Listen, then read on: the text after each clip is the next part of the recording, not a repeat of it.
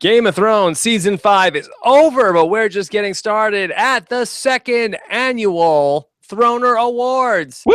Now, here are your co-hosts for the second annual Throner Awards. I'm Rob Cesternino, here's Josh Wigler, live from the Sept of Baelor. Yes, it's the freaking Throners! The Game of freaking Throners, yeah! Yeah, hey!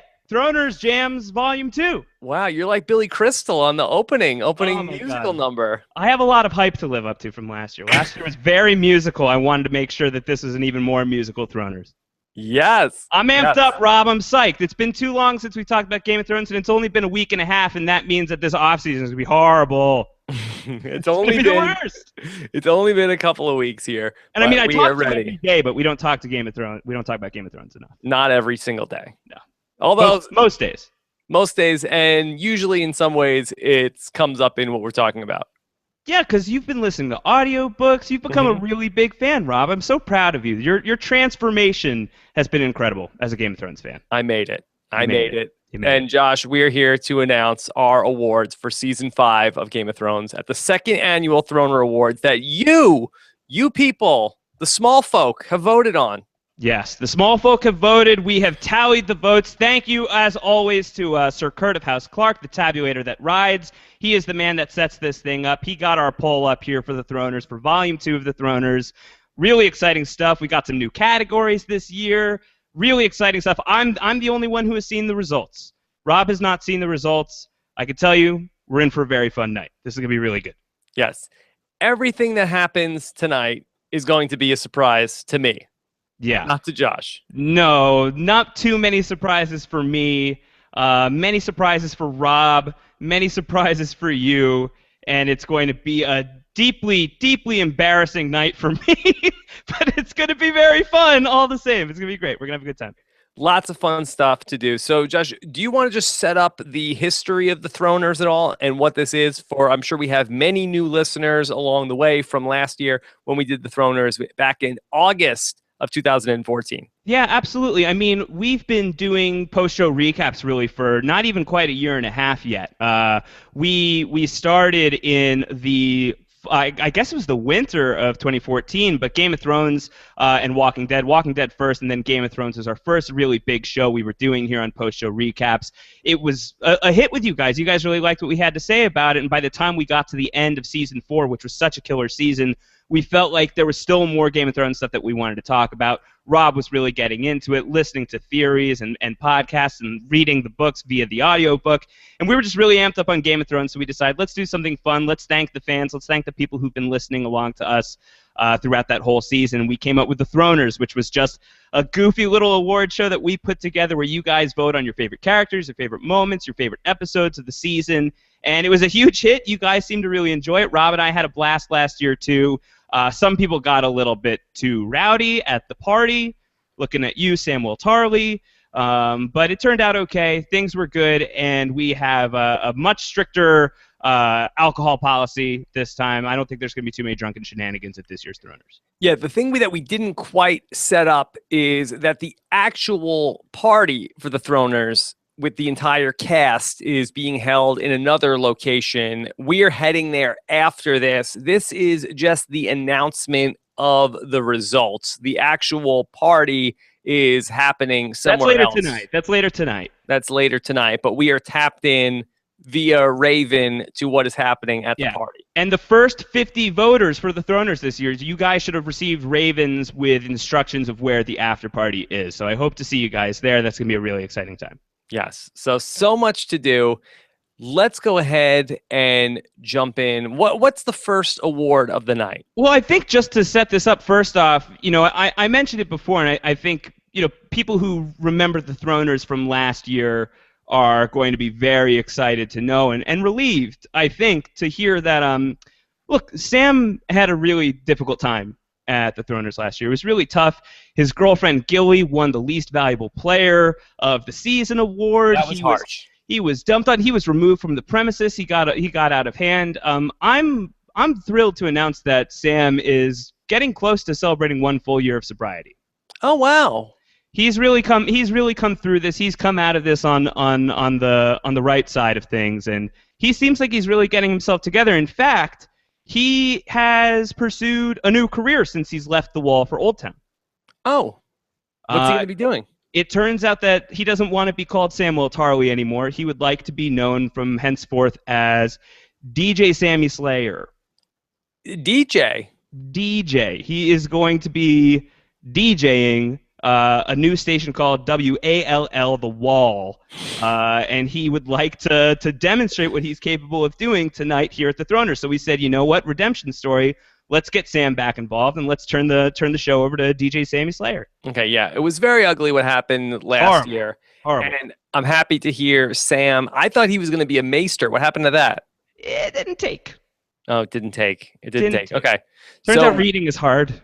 It's hard. It's tough work. And there's like a whole chastity thing involved with the maester thing, and as we've seen in season 5, that's not really his bag anymore. Okay. So here we go. Here is something that Sam put together. Just play this track from Sam. Let's hold off on that one. Let's just get straight into these votes. So Sam is going to be guiding us through the winners of the night. He has called favors in from some of the hottest artists in Westeros throughout the Seven Kingdoms. He has a lot of people who have contributed to the music of the night. So we are going to just let him take over that. But let's get into the awards themselves, Rob. Let's start on a high note. We have 2 awards here that we like to kick things off with. We've got the Sun and Stars Award for the season's most valuable player and the Burn Them with Fire Award for the season's least valuable player. And for these 2 awards, which are major awards to start off with, it's basically the best actor and worst actor, best character, worst character of the season awards. Basically, everybody's eligible. Everybody put together an extensive list of characters that were eligible for most valuable player and least valuable player. Yeah, and we're not going to run down the whole list because that will take forever. We'll run down nominees as we get into some of these categories that have shorter nominees. But for this, let's just imagine that basically everybody's up for grabs. All right. Everybody is up for grabs. Josh, did Kurt of House Clark let you know how many results, how many ballots were cast? I don't have that in front of me. I find that information. I think it was a decent amount. It was about 30 million. 30 million, yeah, about 30 million ravens were sent our way here for Throners Volume 2. It's incredible. I think it's incredible. Well, we appreciate all might the be an overestimation. Everybody. Yeah, really, we really do. That every person who watches Game of Thrones voted twice for this. Really appreciate that. Thank you guys. It's good stuff. It's showing the health of the Throners, and I think that we'll be back. The casuals turned out for this. The casuals came out for this. They really did in full force. Rob, you and I, we didn't get to go over the nominees last year when we had the Throners Volume 1. We did a podcast running through the categories, running through the nominees, and talking through all the categories, getting your take on who you thought were some of the front runners. We did not get to do that this year. Rob, MVP and LVP. Let me get your gut check here before we reveal the winners. Who do you think is going to be the MVP? Boy, MVP of the season. Give a couple candidates. Talk it through a little bit. Well, Jon Snow has the great episode in Hardhome. I think that's sure to pick up a couple of episodes or a couple of Throners here tonight. Just looking over the list, I got to feel like he's in the mix for this. Tyrion, always a contender. He's the reigning champion for this award. Yeah, he is. He won the vote last year. I have this in front of me. He had 28% of the vote for MVP and won on 28% of the vote last year.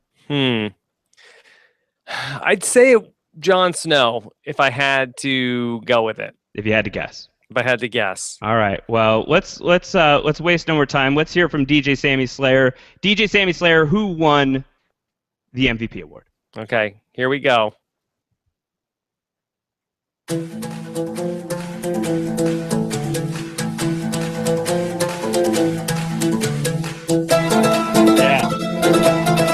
Did you feel the hype? Well, there's a long build up to this. Here it goes. Jon Snow!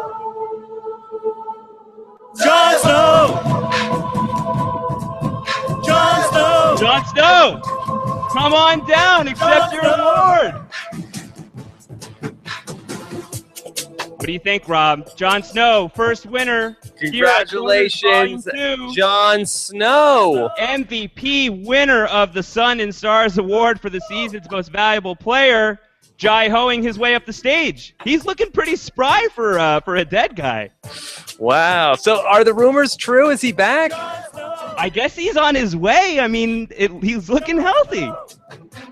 You know, I'm looking at his face, and I can see his eyes are changing color. Wow. How about that? How long does Sam want this to go? Sam can cut it right there. Sam, that's enough. Enough Jon Snow jai-ho. Wow. Jon Snow, with 45.67% of the vote, is the MVP. It wasn't even close. Last year, he only had 8.2% of the vote for MVP. Tyrion with 28% winning. This year, Jon Snow wins with 45.67% of the vote. Not even close. Second closest was Tyrion with 8.98% of the vote. What do you think about that, Rob?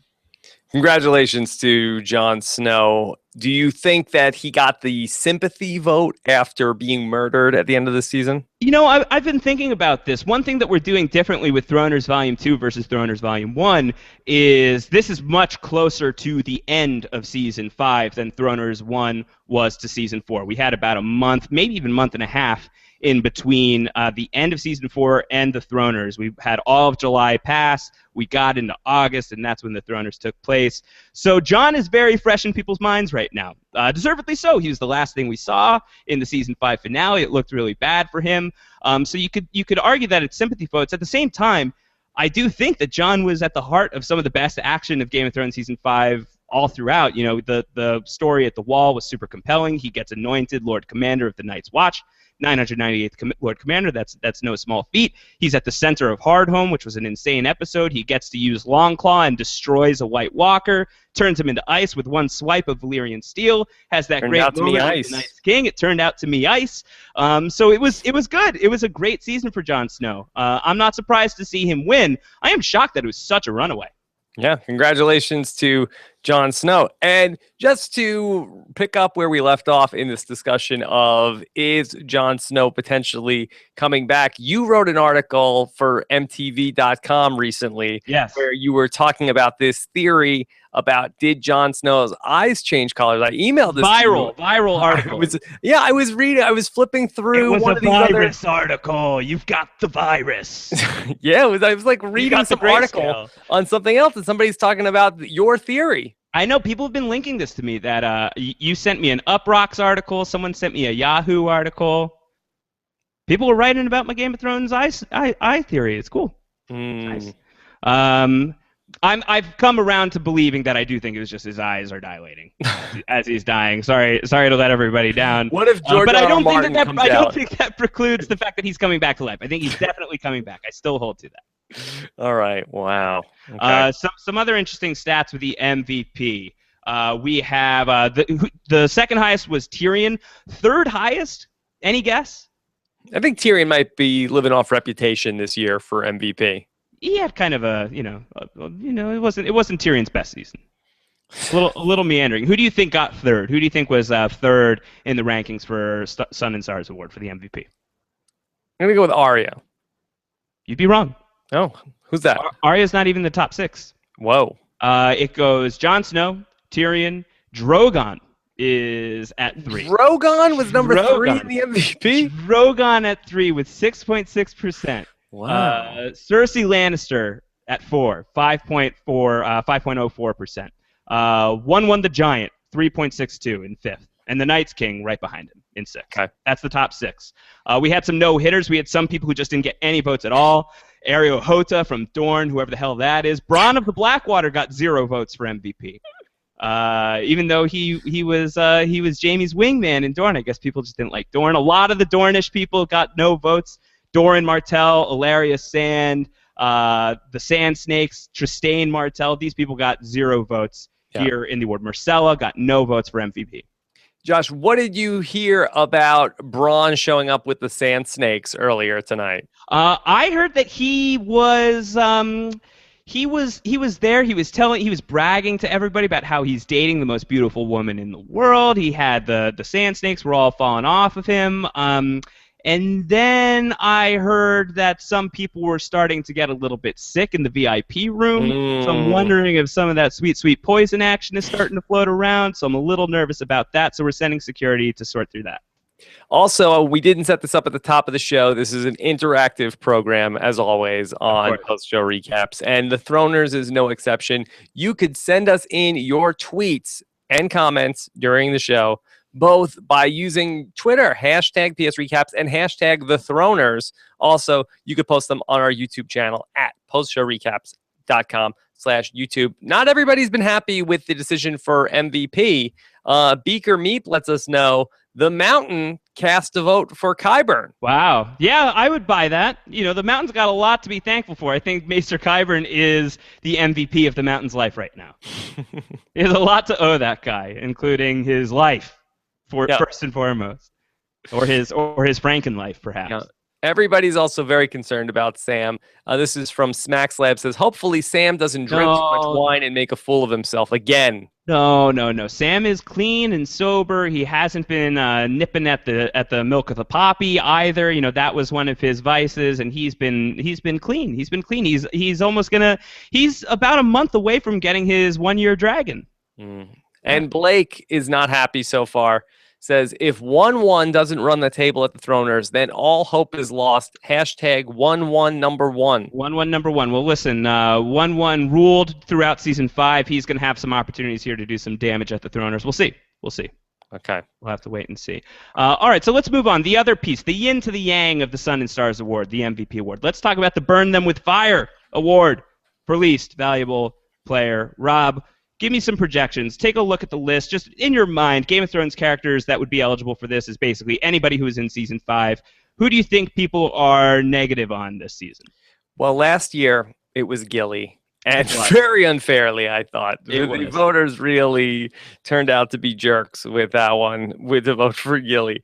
Yeah. I would have to say, I feel like Ramsay Bolton or Stannis is going to be the person that walks away with this one. And I'm going to lean more towards Ramsay Bolton. The question is going to be, is Stannis fresher in people's minds? But there could be a dark horse in that little bastard, and not in the good way. Ollie. Yeah, your favorite character, right? He's your favorite character in Season 5.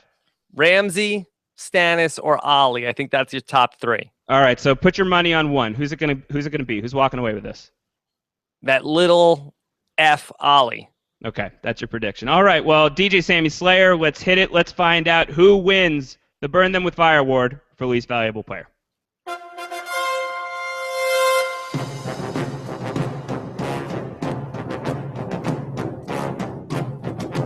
Oh no. Sense of foreboding. Make way for Prince Ali. Oh no! Such hate for Prince Ali. Hey, what the crap? This is so bizarre to have wildlings among the Night's Watch. Hey, you be the first of the watch to stab this guy. Make way, here he comes. Get Jon Snow, stab his guts. Oh, you're gonna hate this guy. Prince Ali screwed up the Night's Watch.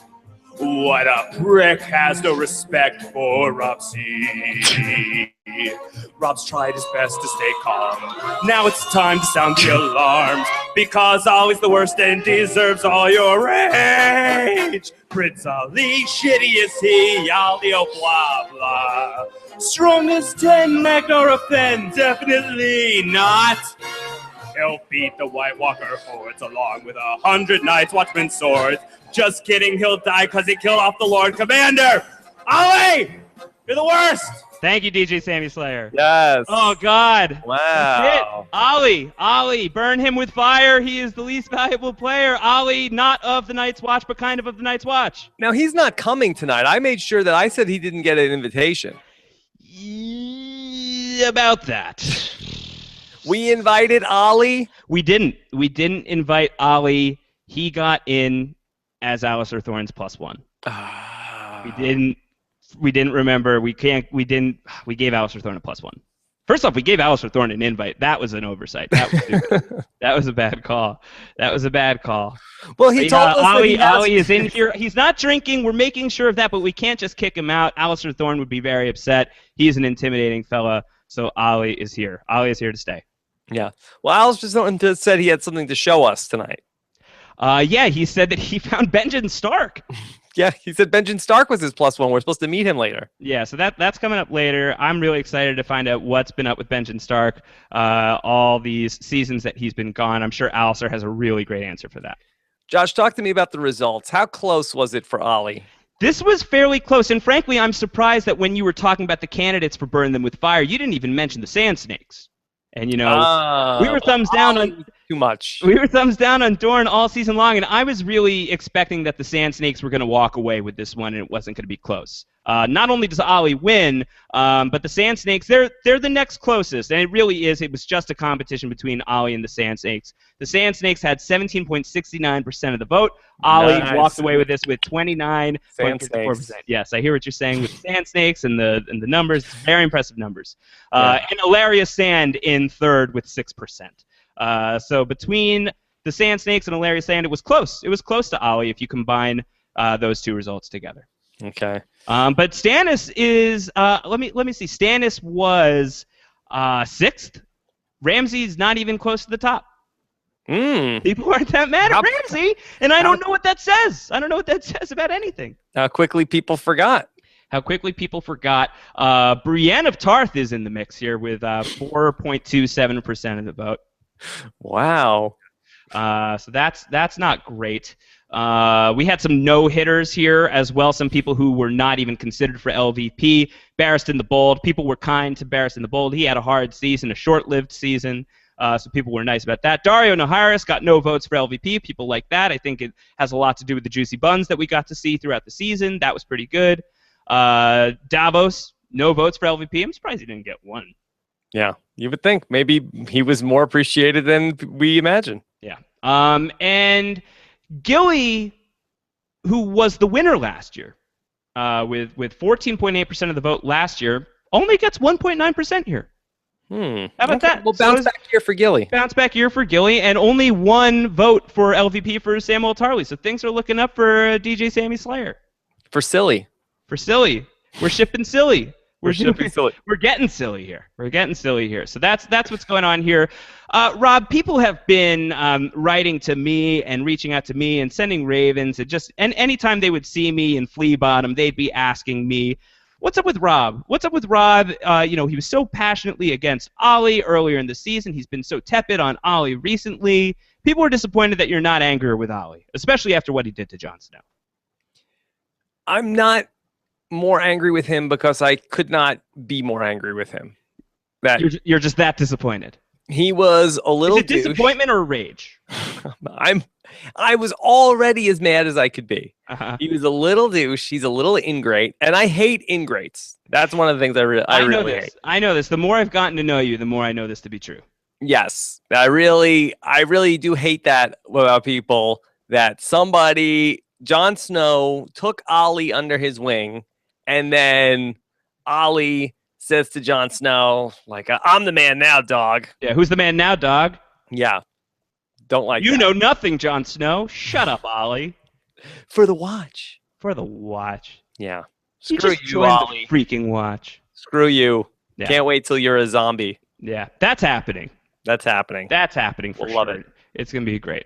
Unless like zombie Jon Snow comes back to life and redeems Ali, saves Ali, or some stuff like that. There is no redemption for Ali. If that happens and Jon Snow wins MVP next year, thumbs down. Double thumbs down. Thumbs down. All right. So many comments on Ali's win for LVP. First, Sarah Blackfire says, "I will never get the Prince Ali song out of my head. He deserves this award. F Ali." F Ali. F Ali is for right. Sure. I'm with you, Sarah Blackfire. That's right. Okay, this is from Bale Bard, who says, "Ali, shame, shame, shame, shame, shame, shame, Ali, shame." Could Ali take a walk of atonement? Well, there's some like critical component involved with that makes this a little weird to even suggest. Okay. All right. Fair enough. Yeah. So this is. We don't want to get in trouble here. Our Philly says, "If Ali doesn't burn with fire at the Throners tonight, I'll be devastated." Yeah. Well, word is just spreading throughout the VIP room that Ali has won the Burn Them with Fire award, and I hear that Melisandre is eyeballing him pretty hard right now. So we'll see. We'll see. Developing story. Yeah. Ollie's parents weren't kings, right? We can't get anything on the king's blood there? No, we can't. We can't. Okay. I don't think that's going to work. Although, didn't somebody have an idea that we could just make Ollie king for a day? I think that was Matt Campbell who suggested that. Okay. So maybe that. Yeah, if they're playing kings back there, the drinking game, maybe they can make him the king. Royal treatment. Royal treatment. That's right. Royal treatment would be a great game to play right now. Yeah. Beaker Meep says, is this where we can vote Ollie as the most hated Game of Thrones character? He actually outdid Joffrey. Indeed. Yes. Well, we did. We voted Ollie as the most hated character. I don't know if he outdid Joffrey. That guy sucked. But Ollie is pretty bad. Gilly outdid Joffrey this past year. I think people like Joffrey. I think that people, despite it's the same thing. I guess it's like the same thing with Ramsay. Is like you really love the guys who really own their awfulness on the show. Like you want those characters on the show. You might not like them as people. You might not agree with what they do. Hopefully, in the case of those two guys, you don't. That says a lot about you. But I think you want them on the show. You want these characters on the show. And a guy like Ollie who thinks that he's doing the right thing and doesn't feel bad about what he's doing and all that stuff, just get rid of that guy. Okay. Done with that guy. Also, our Philly wants to know, I really hope you guys tell me where we can get our hand on DJ Sammy Slayer's new album at the close of the show. It's on iTunes, right? It's on iTunes, yeah. You just have to, or it's not on iTunes yet. It's waiting to get approved. But he's going to have hard copies at the door at the VIP party later tonight. So if you were one of the first 50 to vote for the Throners and you got an invitation to the VIP party, you'll be able to get your hands on it there. Yeah, I did hear there's going to be some really good musical acts that are going to be performing at the after party. I heard that the stage was going to be set up and there was going to be a big musical number by Prince. Wow. Doran. Prince Doran. I hope that he, dances around on stage a little bit. That guy tends to be pretty stationary. Yeah. Yeah. Not a great live show, but, his studio music's incredible. He was going to be playing Purple Rains of Castamere. I can't wait for that. Very downer. That's going to be good. But the ladies like it. The ladies like it. The ladies like it. All right, should we keep the show moving? Keep it moving. We got to get to that party, Rob. So let's keep it going here. All right, so now we can get into some awards. We'll list off the nominees. We are getting into the Blackwater Award for Best Fight and/or Battle Scene. This was a classic last season. There were a lot of great contenders in the mix. The Red Viper versus the Mountain was the big winner with 36.9% of the vote last year, but it was close against Brienne versus the Hound last year, which was 34.5%. And the Battle at Castle Black, I thought, was a big surprise that it only got third place, 17.9% of the vote. Lots in the mix this year. Let's talk through the nominees. Here they are. Up first, Brienne and Podrick versus Littlefinger's Goons from the House of Black and White. Bronn and Jaime versus the Dornish soldiers in the Sons of the Harpy. Barristan the Bold's Last Stand in Sons of the Harpy. Tyrion and Jorah versus the Stone Men in Kill the Boy. Bronn and Jaime versus the Sand Snakes in Unbowed, Unbent, Unbroken. Jorah pulls a gladiator in the Fighting Pits in The Gift. The Battle at Hardhome from Hardhome. The Myrina Fighting Pits ambush in The Dance of Dragons. And the Boltons versus the Baratheons in Mother's Mercy. Rob, forecast this for me. What's going to happen here? What's happening here in a second? I think it's coming down to the Battle at Hardhome and the Marine Fighting Pits, and I think it's going to be Hardhome, and I think it's probably going to be not close. Okay. DJ Sammy Slayer, who won the Blackwater Award for Best Fight and/or Battle Scene? All the wild things that died, thanks to the Night King, they came back as white. Oh, Miriam still turns white, walkers through eyes. Hard home is the winner, and my heart is at hard home with you. Yeah. Yeah. Congratulations to the Battle at Hardhome. Cool. Yeah. Battle of Hardhome. That's enough, DJ Sammy. The Battle of Hardhome is the winner, best fight and/or battle scene of season 5, and it was not close. It was a runaway. Yeah, what was the vote total? Huge blowout. 82.37% of the vote goes to the Battle at Hardhome here at Throners Volume 2. Big win for Hardhome. One of the episodes that I missed live because I was away on vacation. Vacation. I was so disappointed. Nothing in the world could have been better than being in front of a TV set watching Hardhome that night. So I was very disappointed to miss out on that live recap. I do think that battle was just breathtaking and awesome. And, we talked a lot throughout our coverage of Game of Thrones Season 5, Rob, of what are, like, the iconic moments from this season, like, in terms of the series. Is there anything from this series that stands out as a top 5 or a top 10 moment from the whole show? And, I mean, maybe not top 5, although potentially top 5, baby, but I would say top 10 is the Battle of Hardhome. It was such a surprise coming in at episode 8 and not episode 9, where you usually think the big shock is coming in. It was a big surprise to book readers because the Battle at Hardhome is just something you hear about. You don't see it in the books. Jon Snow is not there. He's there on the show. It was incredible. A lot of information conveyed. Valyrian steel destroys White Walkers, turns them to ice, as DJ Sammy sang so eloquently. And the Night's King with his big come at me crow moment. That was so cool. So no surprise here in my book that Hardhome is coming away with this. And you were right. Myrina was second at 6.86% of the vote. Yeah. But really no one was close. The Battle at Hardhome, if we're talking about best fight in the entire series, I think it probably is still the winner. I think so. I mean, I really do love that Mountain versus the Viper. I thought that they did such an excellent job with. But in terms of just, the construction of the scene and the way that it built and the way that it made you care about characters that you had just met, like Carsey the Wildling, who is a contender for some awards tonight, who is only in it for 15 minutes, dies in the episode, and your heart breaks when she does. It was masterful. It really was. I think it's some of the best work that Game of Thrones has ever done. Let me just ask you a quick question. Did we invite the Night's King to the ceremony? I don't think so. Okay, good. Good. I think that would be bad if we invited him. He might be welcome here, though. I mean, we would never have a lukewarm drink. All of our drinks would be frosted beverages throughout the night. Mm-hmm. King? Yeah. Okay. That could be good. The Night's King sounds like a guy who's going to party all night long. Yeah. Maybe we whiffed on this. Plus the fact that he is coming to turn us all into zombies, maybe we could have curried some favor. So you think it would have been good to get on his good side? But I mean, we had to take a side. We had to we had to pick either the Night's Watch or the Walkers or the Wildlings. And the Wildlings, we have a separate party for them. We have a room for them in the VIP lounge. We have the Night's Watch elsewhere. And I think just to add the White Walkers in the mix, I think would have been one gang too many tonight. It's too much. It's too much. Okay. All right. You want to move on to the next award? Yeah, that was not even close. I can't imagine that anyone is mad at the Battle of Hardhome winning the best fight and or battle scene.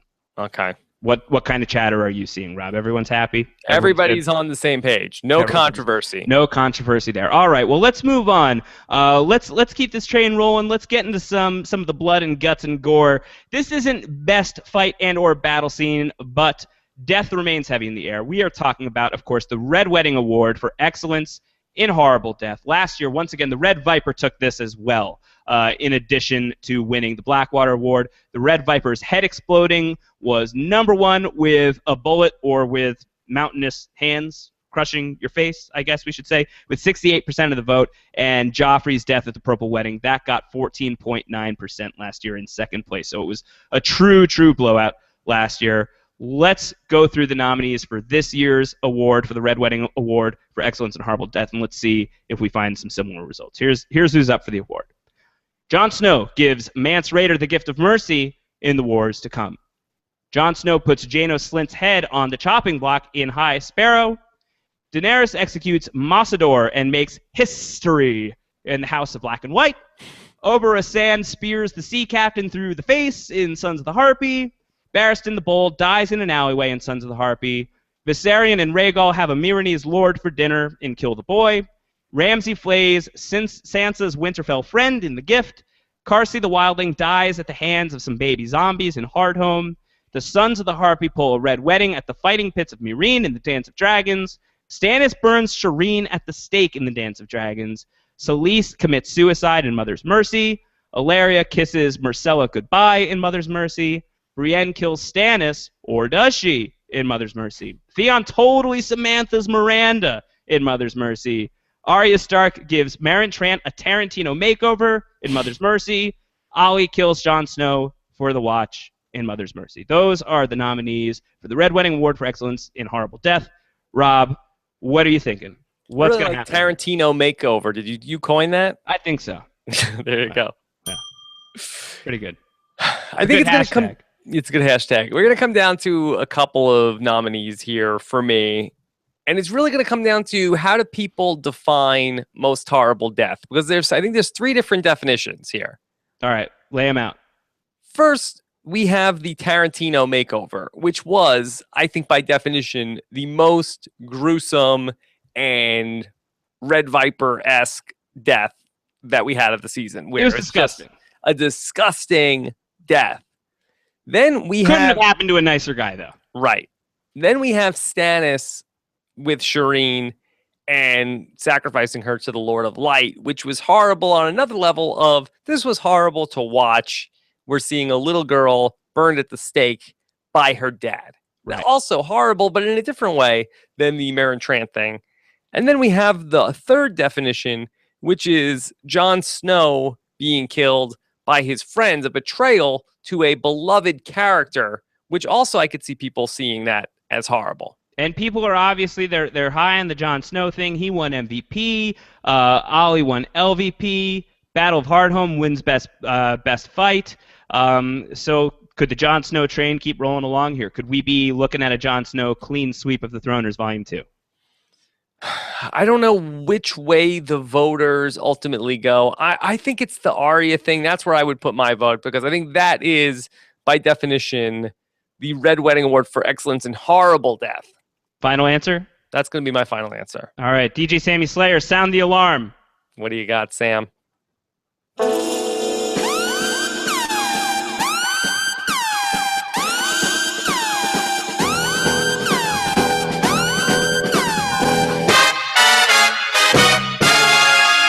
That's right, Arya. She killed Bill, and by Bill I mean Meryn Trant. She gave Meryn Trant a Tarantino makeover. 43.89% of the vote. She wins the Red Wedding Award for Excellence in Horrible Death. Wow. Congratulations to Arya and Meryn Trant. Meryn Trant, I hope it was worth it. It was worth it. You know, he's a little worse for wear at the show right now at the VIP, but I'm sure once he hears about this, he's going to be very excited. He's going to be very pumped to know that he is part of Throners history. Was this a close vote? It was not super close. Second closest was Stannis burning Shireen, and that was 23.5% of the vote. And after that, nothing was even remotely close. Okay. We had a bottom 3 of Dany executing Massador in Meereen. Mm-hmm. People were not in on Oberyn Sand impaling the sea captain. People don't like the sand snakes. And Selysa's suicide. Those were the bottom 3. Right. Those Stuff that are the happens bottom off screen. Hard to really put a vote in for. Hard home to put in a vote for. Yeah. Is what you were trying to say. All right. So I think how did Jon Snow do on this one? Jon Snow, he got 12.85% of the vote, so he was close. He was in the mix, but it was Arya's to lose. It was disgusting. It was so awful. It was so rotten. You can hate Meryn Trant all you want, and Lord knows I certainly do, but it was fantastically messed up. It really was the Red Viper level event of season 5. Okay. Let's get some feedback on this. Our Philly is happy tonight. Says if there's any goodness in this world, Arya Stark, greatest fictional character of all time, must take this award. Yeah, our Philly, a noted Arya fan. Mr. Philly, I hope you're happy. You're happy. I know Arya is all that assassin training paid off. She really ninja'd the shit out of Meryn Trant. Tarantino makeover, in effect. Pretty nasty, pretty gnarly. Well-deserved victory.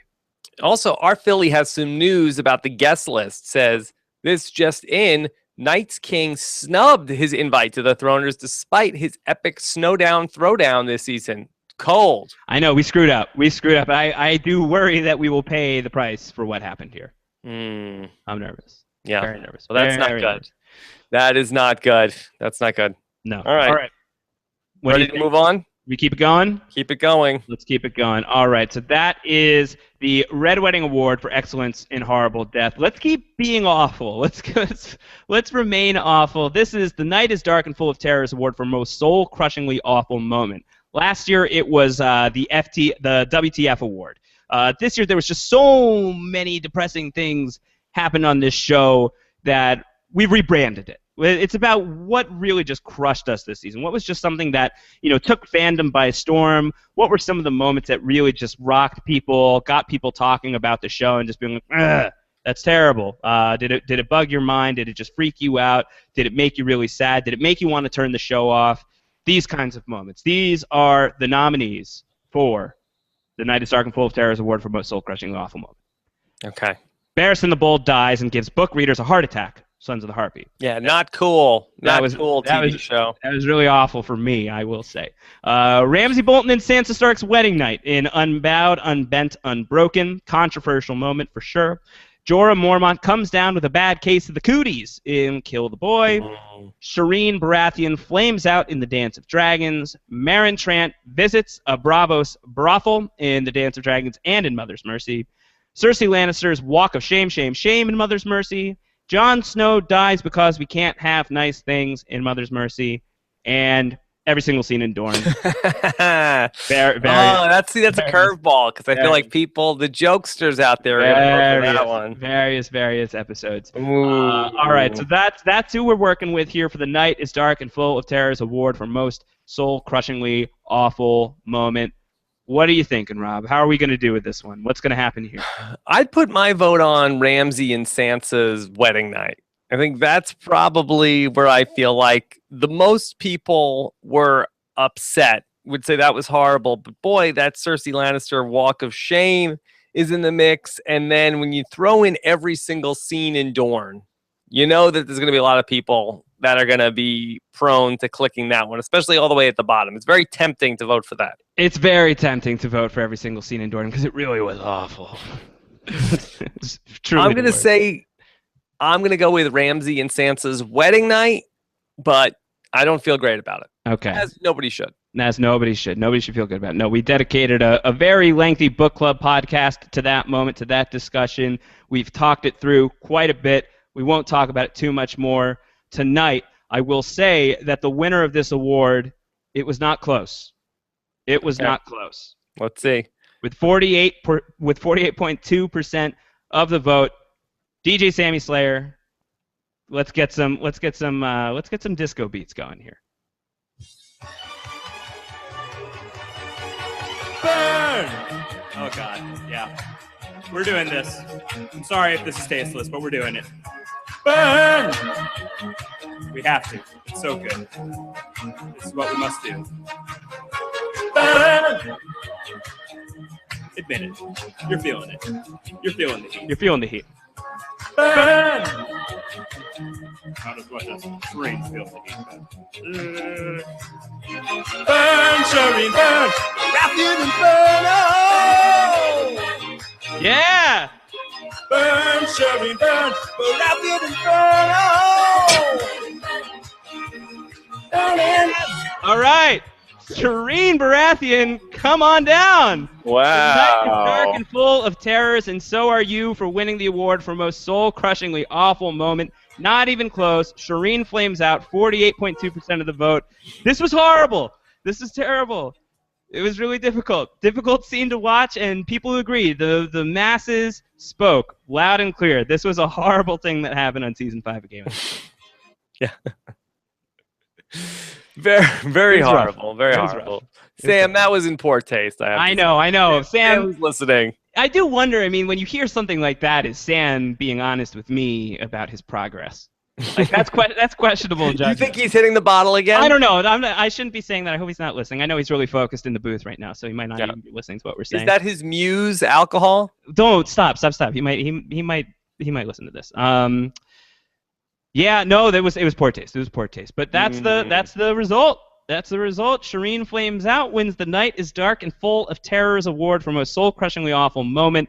In second, who do you think was in second? I'm going to say Sansa. You're wrong. Then what is it? Every Jon scene in Snow. Dorne? Jon Snow. Oh my Jon Snow. God! I have such a so terrible read on this upset. category. People so upset with Jon Snow's death. Second place, 16.28% of the vote. Ramsay and Sansa were third, 15.81. I think people were probably tired of thinking about it. We talked it through quite a bit this season, so understandable. But it was in the mix. Every single scene in Dorne was next on the list. It was 13% of the vote.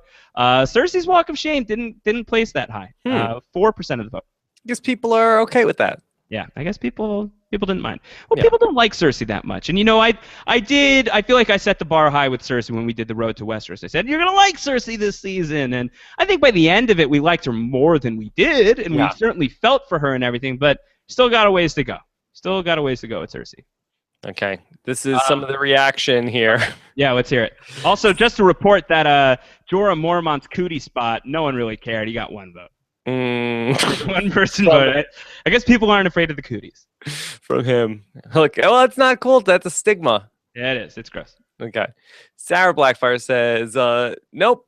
Sorry, this is the only time I would root for that Sansa and Ramsay scene. Boo earns. No, Burns, not Boo earns. Burns. Boo earns, baby, Burns. Spicy Wasabi X. Inferno. I hope someone is making GIFs right now of Josh dancing. GIF away. I'm dancing right now. Keep it going. Word on the street is that Maester Paul Borges is on it. I love Maester Paul. Get at it. Get at it. Get at it. So there you go. Night is dark and full of terrors, some Baratheon inferno, and no one cares about Jorah Mormont's cooties. Just another blow to poor Jorah Mormont. Things just never go that guy's way. Hey, what about Andrew Fair, who says, well announced, Sammy Slayer. Shireen deserved that one. She's dead, and Sansa lives on. Yes, Sansa lives on. Sansa, she will rise again, hopefully. Like the North. The North remembers, so she will remember, and she will make sure to give us a soul-crushingly awful moment next season by bestowing it on somebody else. That's my hope. Okay. That's what I would like to see. All right. Are you ready for the next category? Let's get going. Here. Let's get to an award that I like quite a bit. The Where the Seven Hells Did You Go award for characters who decided not to show up at all this season, because there are a lot of characters in Game of Thrones who come and go, mostly through the proverbial moon door. Lots of people die on this show, but they're then the people who just vanish without a trace, don't show up at all for a season, and you don't know why. So this is where we mock them. This is where we say, screw you, we should have seen you, why weren't you here? That's what this award is for. Here are the nominees. The characters who we just didn't show up. We didn't show up. First up, Bran, Hodor, and Mira. New to the list this year because they were all over Season 4, but they are absent entirely in Season 5. We have returning champ, Gendry. Gendry, who won this award last year with 43.8% of the vote. We've got Rickon, Stark, and Osha. We wonder where they are. Walder Frey, responsible, at least in part, for the Red Wedding. Where's that guy? Balon Greyjoy, still MIA. Benjen Stark, who we almost got an appearance from, but was very cruelly teased and ripped away from us in the Season 5 finale, but we are still hoping Alistair Thorne has some information for us at the after party. And Sir Pounce, the cat. The royal cat who did not appear at all this season. The cat's meow. No Sir Pounce. Rob, what's going on this year? Who do you think's got this? It's gotta be Bran, Hodor, and Mira. And you can forget about Mira because nobody's worried about Mira. Even Gendry after winning in a landslide last year? No. People don't even remember about Gendry. Wow. Harsh. Yeah. He might be like the last Baratheon with a claim to the throne at this point. He could be a crucial guy. He might be, but when you go 2 seasons without seeing him, then we don't care anymore. Like, F you, you jerk. Why are you big timing us here at the Throners and Game of Thrones? Right. Too cool for school, right, Gendry. Right. Do you think we'll ever see Gendry again? I think that's... Or is his story done? Did he drown? I think that they sort of painted themselves in a corner there with Gendry, because as I listened to the audiobook, that storyline, it happens to a different character, a different one of Robert's bastards, who gets put in the boat by right? Edric Storm, correct? Yeah. Yeah, how about that? So I don't know. I think they're like, oh, I don't know what to do with Gendry now. Let's just forget about him. All right. Well, let's cue up DJ Sammy Slayer, who for this one he brought in a guest, a special friend of his. Oh, this is a track from Sir Billy of House Joel, whose house sigil is a piano on a Long Island-shaped field. Let's hear it from Sir Billy.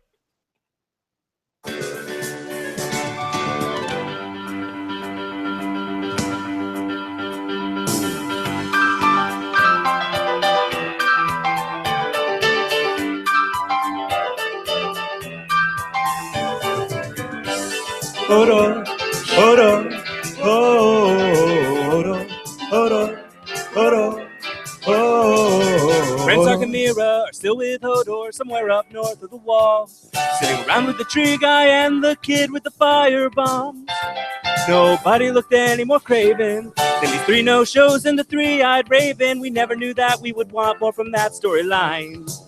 Hodor, Bran Stark, and Mira rock the bench throughout season 5. Oh, oh, oh, oh, oh, oh, Right. oh. wow. Thank you, Sir Billy. Thank you, Sir Billy of House Joel, and screw you, Bran, Hodor, and Mira, for dissing us throughout season 5. They are indeed the winners of the Where the Seven Hells Did You Go award for characters who decided not to show up at all this season. And it wasn't close. Again, it was 38.75% of the vote. Gendry was closest at 19.84% of the vote. Wow. So people didn't completely forget about Gendry, but people were mad at Brandon Stark. A great job by Billy of House Joel with a Kind of hit sounded song, a little Weird Al-ish, I will say. That guy. a hit song, Scenes from Hot Pie's Restaurant. I thought it was scenes from a Weirwood restaurant. From Weirwood Restaurant? Yeah. Wedding of Red. Bottle of Dornish Red. An army of right. whites. Yes, watch out for the whites. Watch out for those whites. Yeah, so there you go. Whatever kind of watch you're on tonight. Yes. Okay. Bran, Hodor, and Mira, where in the Seven Hells did you guys go? Where did they go? We talked about this last year. There was not a lot of love for those guys in Throners Volume 1. We weren't that worried about the fact that they were going to be sitting out of Season 5. I think by the time that we were doing Throners 1, we knew that already because so much time had passed between the end of the season. Comic-Con had come through. Lots of news was starting to trickle out. Word was starting to spread that those guys were going to be on the bench. And we were not that concerned about it. It was kind of like, all right, you could take a break. You could take a nap under the weirwood tree, hang out with that weird dude in the tree. Mm-hmm. But now we're upset. Did you feel like you missed these characters at all in Season 5? Do you agree with this decision? I'm fine with it. I think just compared to the other characters, none of them were ever major characters. I mean, you have somebody on the list who's a Stark and somebody on the list who's a major fan favorite in Hodor. So Right. This was majorly stacked. Nobody's like, hey, where's Rickon? Where's Walder Frey? There's literally a meme that says, "Where's Rickon?" There are people who ask, Who is Rickon? Who is Rickon is a better question. Yeah, no, I think so. And it's funny you say the Starks should be powerhouses in this category. Benjen Stark, who people have so many theories about, and people wondered where that guy went. He was even teased in the Season 5 finale. We are supposed to find out where he is when we talk to Alistair later tonight. He was second to last here. He only got 5.16% of the vote. So no one really cares about Benjen Stark anymore. Yeah, nobody cares about him. And Sorry. Walder Frey, bottom of the barrel. No one cares about Walder Frey, which surprised me because I would think that everybody would want him to show up so we could just stab him in the face. Yeah, So we just give him the Tarantino makeover. well, they're getting their fill of him giving Tarantino makeovers on the strain. That's right. Yeah. Yeah, Maybe so he's- it's like we see him. He's too busy giving Tarantino makeovers to the Strigoi. Strigoi! A show Okay. we will never talk about on poster recaps ever again. All right, I'm let's just- get another couple of comments from you guys from the small folk. This is from Smacks Lab, who says Sir Pounce was my vote for missing character. That cat must be very busy. Sir Pounce came in third place on this one. He was in the mix. Sarah The meow says, mix. He was in the meow mix. Yeah. Sarah says Gendry is rowing a boat with all the other missing characters. Is that true? I buy that. They're all in big trouble if that's true, though. Yeah. If I put these up, can you read them also? I can. Okay. Here, why don't you take this one from R. Philly? Okay. art by the old gods and the new. Special guest appearance by Sir Billy of House Joel at the Throners. This joint just blew wide open. I know, really difficult to get him away from his cushy gig at Madison Square Garden to come here to High Garden and, rock the Throners Volume 2 was pretty amazing. Yeah. Wow. Well, we really appreciate it. It's very costly, so I hope you guys appreciate it as well. Yes. Well, thank you, Billy. Yeah, thank you. DJ Sammy had to pull a lot of strings for that one. Okay, are you ready to move on to the next category? Let's move on to the next category. The Purple Kelly Award for Most Invisible Edit, obviously taking its name from Kelly of Survivor Nicaragua, who is famously Purple Kelly because no one knows who she is. She is, the purple is applied to so many people. Purple has a different connotation in Game of Thrones, but Purple Kelly, the definition stands. It means you were on the show, but where were you? I didn't really say you. So there's a few candidates for it this year that are major characters. So this could be interesting. Here's who's up for it. Which character had nothing left to suck? Yes, exactly. Who wanted to milk the cows so badly? This is the nominees. These are the nominees: Marjorie Terrell, Littlefinger, Varys, Roose Bolton, Arya Stark, Brienne of Tarth, and Ghost, the direwolf. Wow, I'm surprised Arya Stark gets nominated here for Most Invisible Edit. Arya Stark, when you look at how many episodes she was in this season, she was only in 6. She missed 4 episodes completely, and then in a lot of the episodes she was only in it for like a minute. So I'm not shocked that she's in the mix here. Not shocked that she's in the mix. Well, that's what happens when you try to become no one. I think that's true. No one gets airtime. I will say, and I'll just say it right away, no one thought that Arya was too invisible. She only got 2.38% of the vote on this one. She's safe. She's not winning this award, which is good. This is an award of shame. Yeah, you don't want to. She's no longer able to have visibility. Yeah, that's true. That's true. It could be a different story for next year. But no, I hear people misread it. Yeah, I hear that we have a new Arya chapter coming up fairly soon, actually. So that's something that we can look forward to. But let's cut to the chase. Let's announce this one. DJ Sammy Slayer happens to be friends with someone that you admire very much, Rob. You and I both. I think it's got to be Varys. It's got to be Varys. He is friends, DJ Sammy Slayer, with none other than the legendary Roy Dotrice. Oh, wow. The narrator of the A Song of Ice and Fire audiobook. So he got Roy Dotrice to record a little something to announce the winner of the Purple Kelly Award for Most Invisible Edit. Sammy, cue it up. Hit it.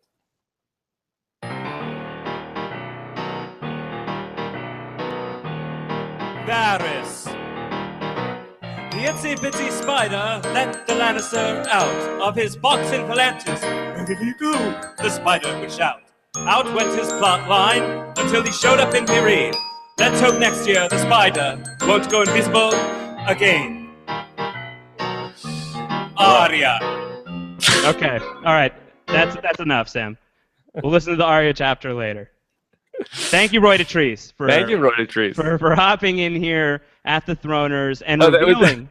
So that was Roy Dotrice setting up the next chapter, which is Arya. Yeah, but let's cut it off. We got business to do.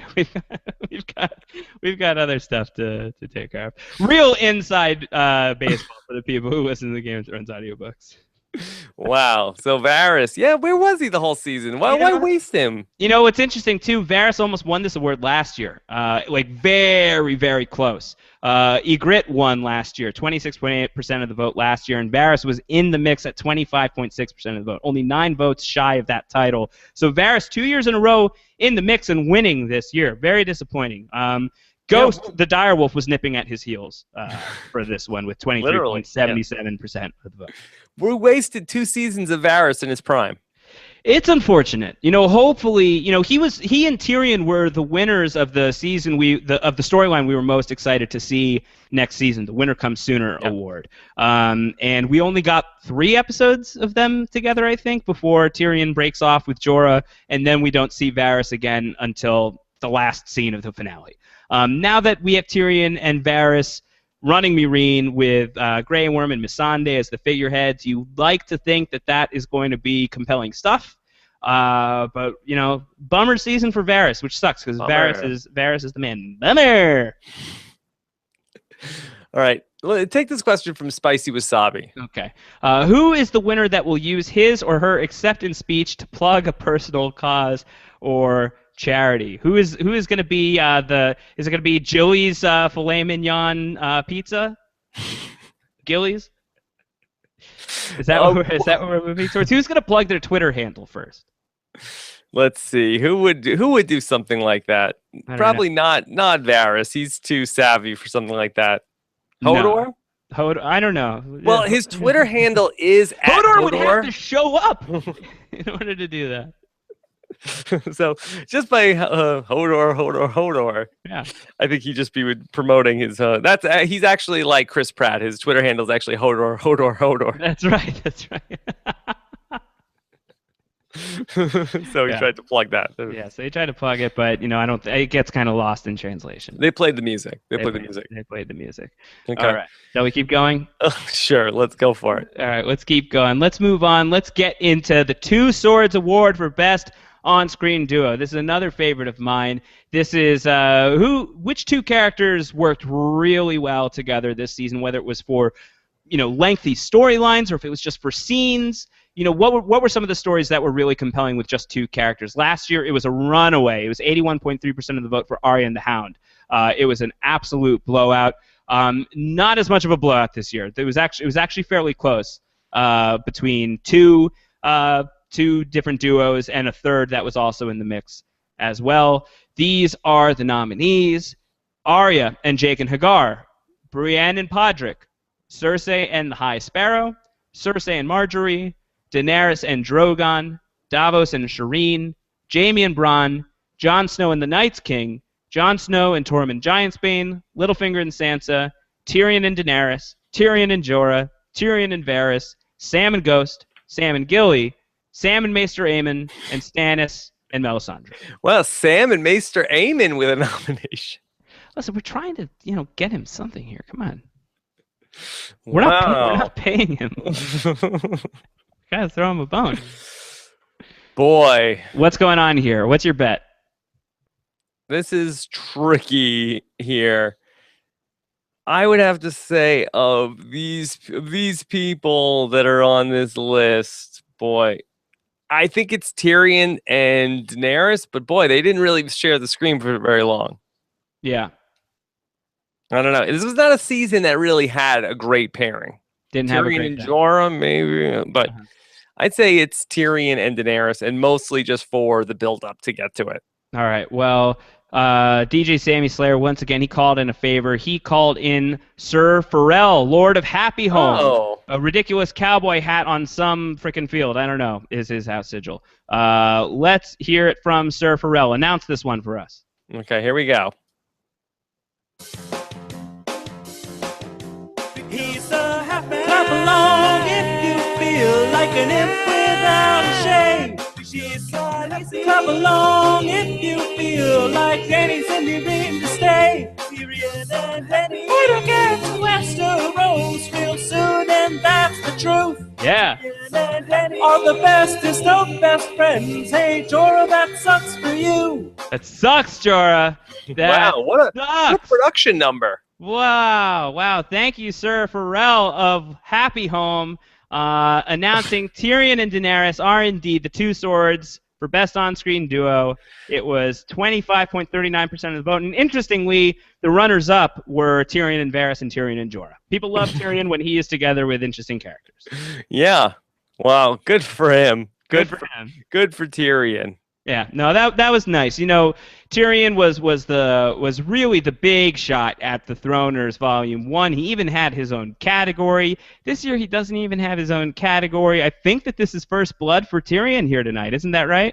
Yeah, first time he has brought home a Throner. Yeah. I actually think this is the first time ever that Daenerys has won a Throner. She had a really terrible Throners Volume 1. Yeah. Well, she had a terrible season 4. She had a rough season 4. I think she was in the mix for LVP. I think she was. But here she is, winning an award with Tyrion. And I do think you're right. I think that, granted, it wasn't a lot that we got between Tyrion and Dany in season 5, but the fact that we did get anything was just real payoff in something that had been building up for a very long time. Again, this is something that hasn't even happened in the books yet, so it's the show hitting fast forward on a storyline.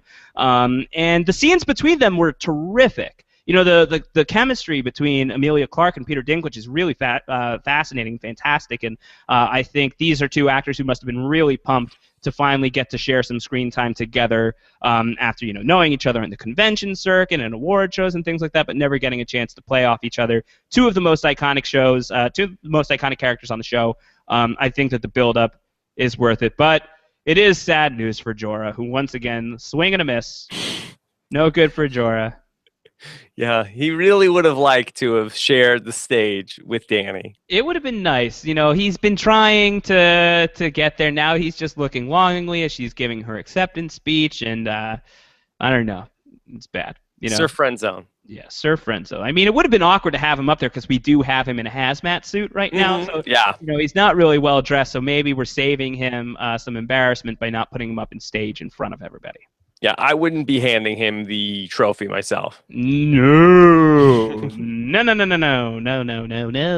But Tyrion and Jorah's storyline in A Dance of the Dragons, the fifth book rather, was one of my favorite parts about that book, and I think that the show did it decently well.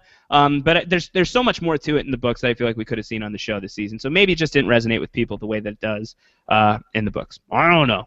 No good for Jorah. No one into Sam and Ghost. No one into Stannis or Melisandre. They both got one vote apiece. They were bottom of the barrel here. So no votes for Stannis and Melisandre? No. People are out on them? People are out on Stannis and Melisandre. How do people feel about Tyrion and Dany, Rob?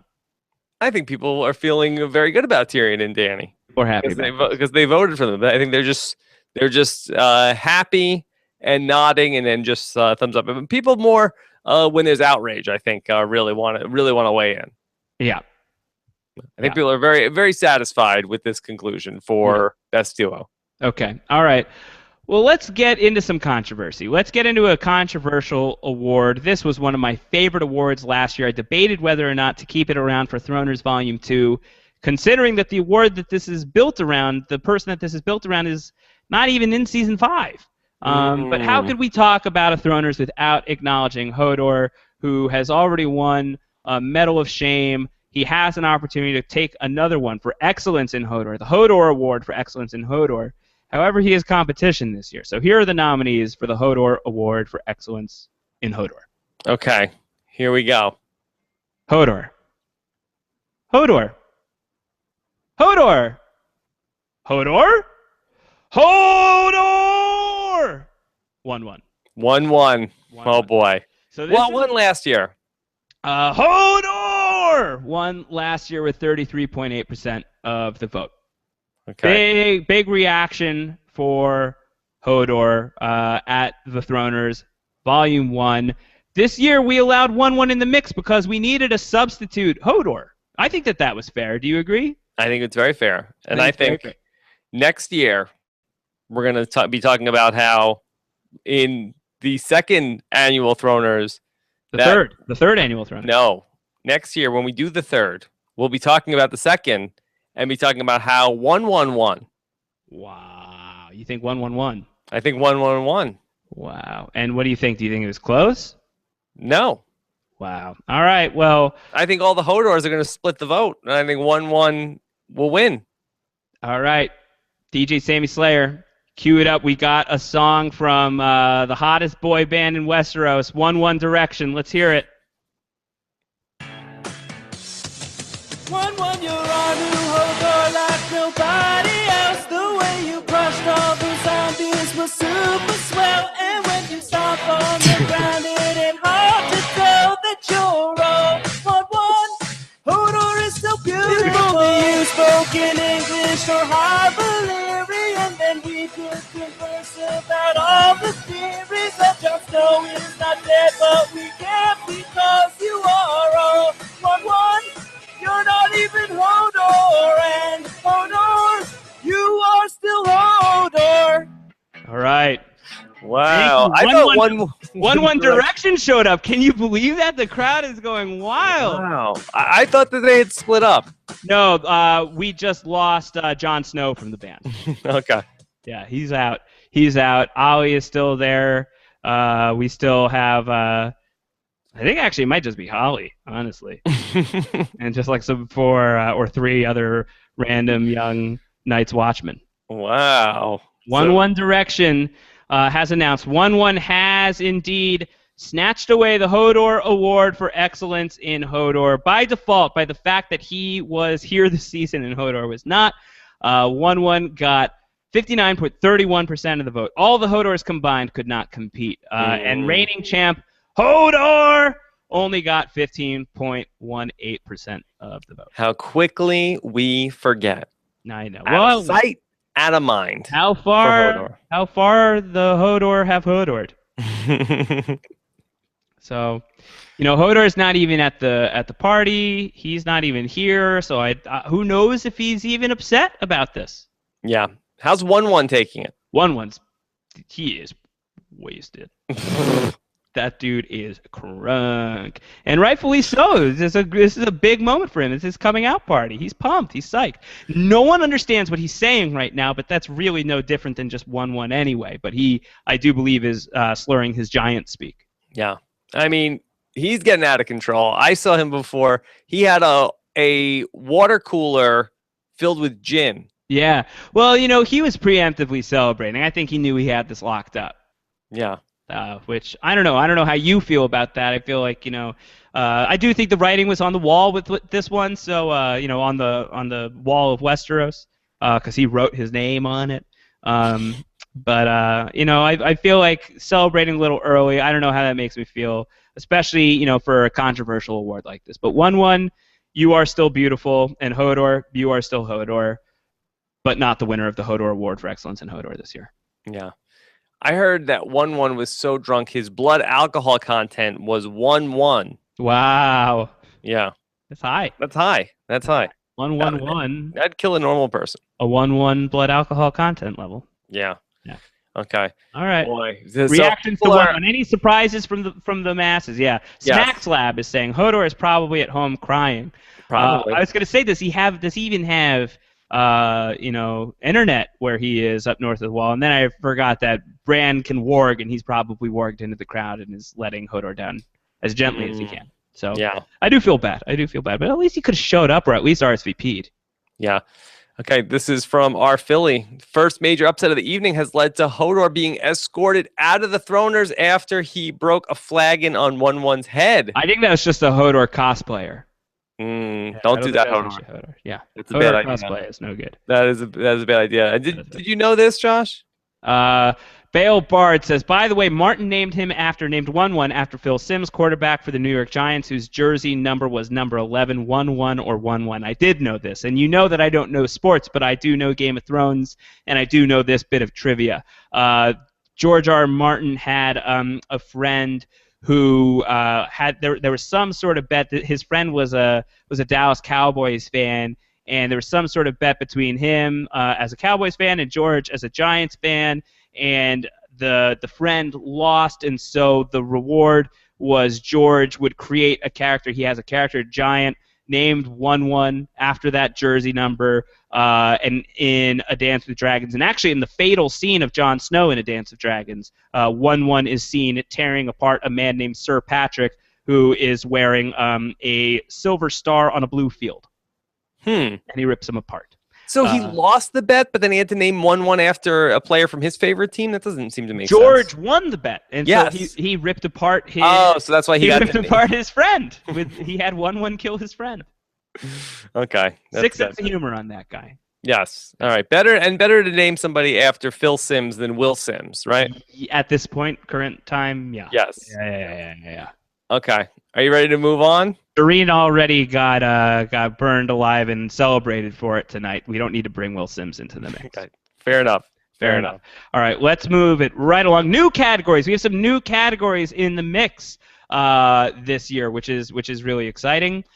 We will start off with something that I think is appropriate given what we saw in Season 5. We had a lot of conversations about this topic.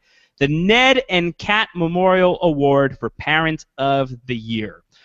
We talked about good parents, bad parents, all throughout Season 5. We had great examples of both. There was a time where we thought that Stannis was by far and away the best father in Westeros, and then he burned his daughter alive at the stake.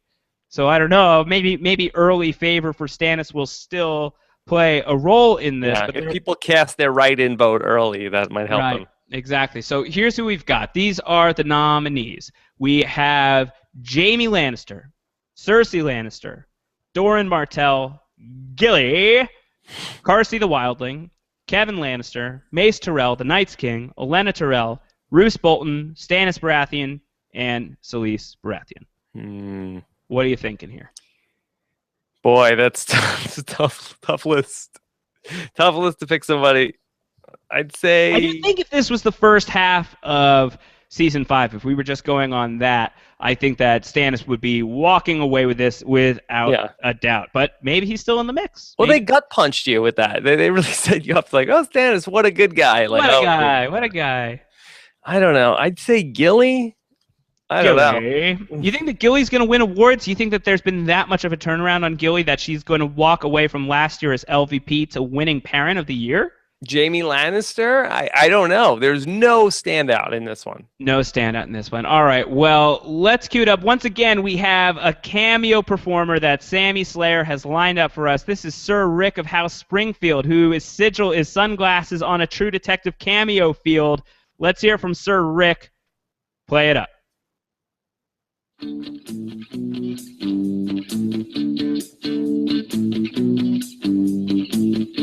Jamie is your dad. Yeah, I know he is your uncle too. But that's because he had sex with your freaking mom. Bobby B is not your father, you're the product of incest. Now you're bleeding from your eyes. You got poisoned by a sad snake, I just know it. Jamie's holding you in his arms, regretting the fact that he just spent the whole year in Dorne. I wish you'd never go to Dorne. Why did we waste a season like that? All right, Jaime Lannister, Parent of the Year. Wow. I like how the song turned from instead of one-handed clap for Jaime Lannister. The song went from thinking about his daughter dying to about how the storyline sucked in Dorne. Well, it sucked. And Sir Rick knows. He knows. He's got good taste. He knows what's up.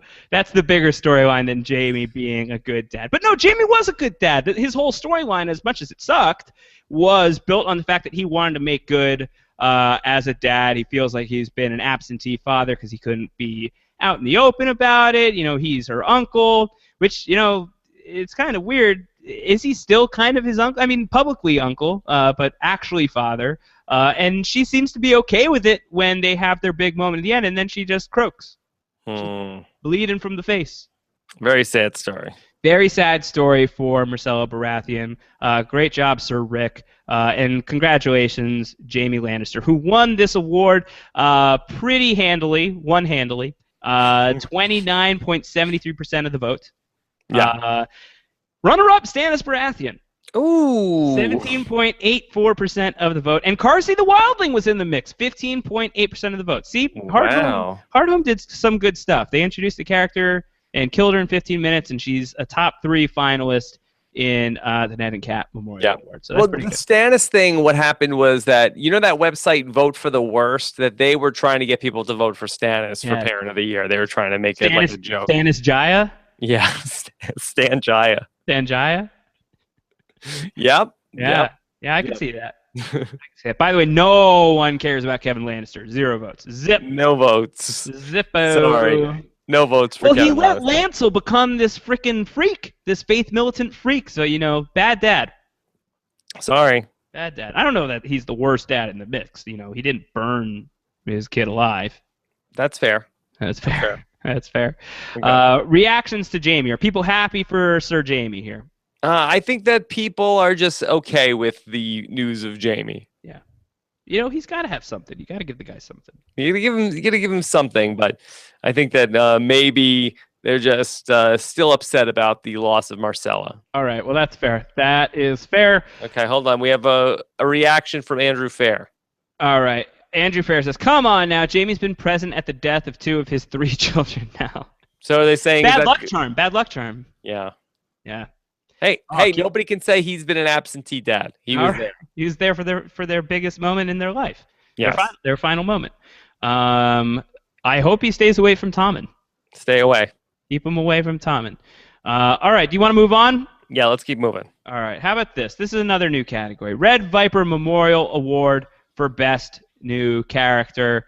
Lots to choose from this season. Let's see who walks away from it. This is the field.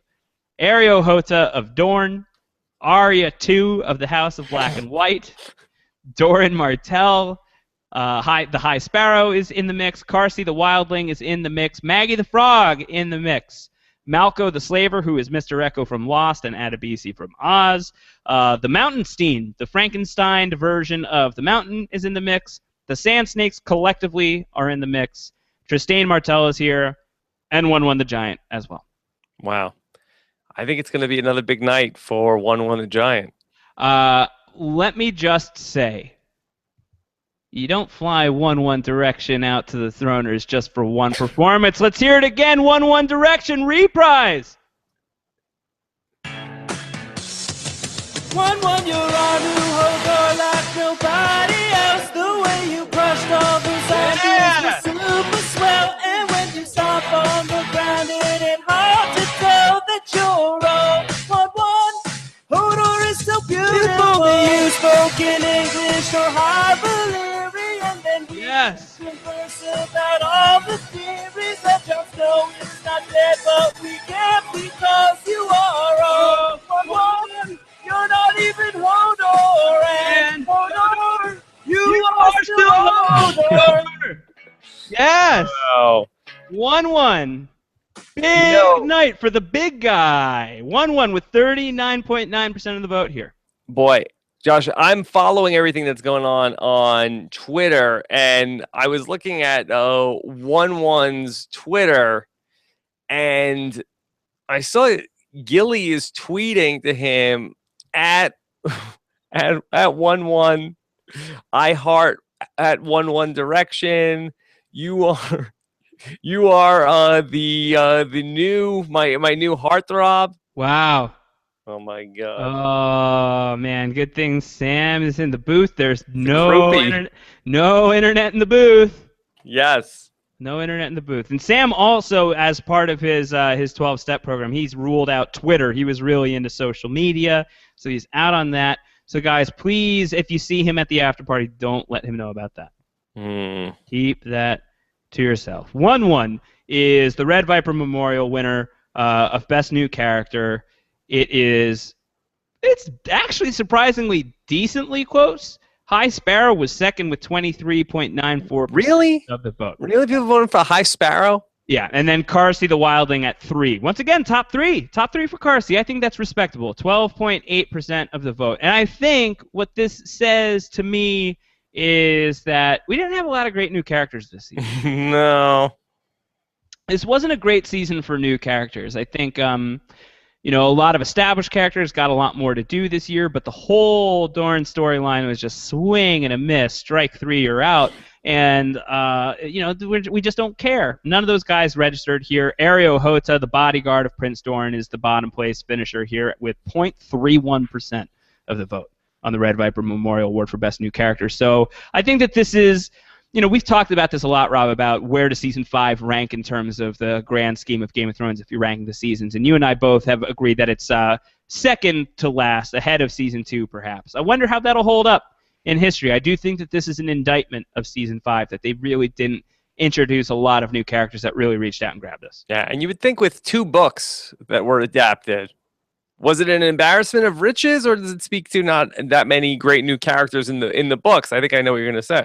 I don't know. I feel like there are people from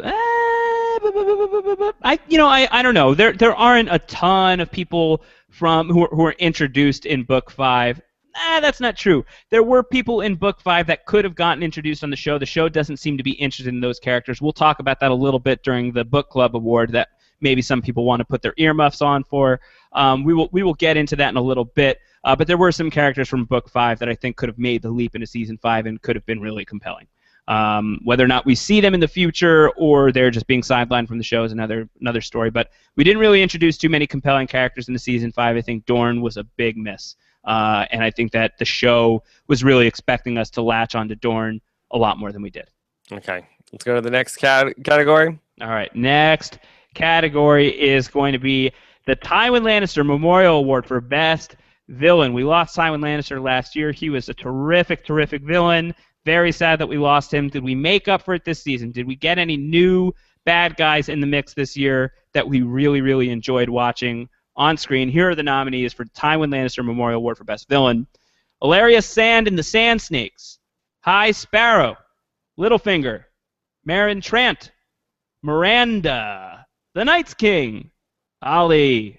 Ramsay Bolton. Roose Bolton.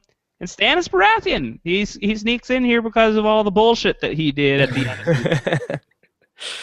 Boy, best villain. He really only had one episode, but I think I would say the Night's King. You would say the Night's King. Yeah. And how come? Why would you say the Night's King? Because he was awesome, and I think that you just hate Ramsay Bolton. He's not even like that good of a character. You just hate him. Okay. All right. DJ Sammy Slayer, cue it up. What do we got? Who's in Rick's head? Theo Ted. Ramsay, Ramsay, Ramsay. Ian Sansa when she's the daughter of Ned. Ramsay, Ramsay, Ramsay. Hey. Ramsay Bolton, you were wrong. I was wrong. People love to hate Ramsay Bolton. 38.69% of the vote. He is the best villain of the season.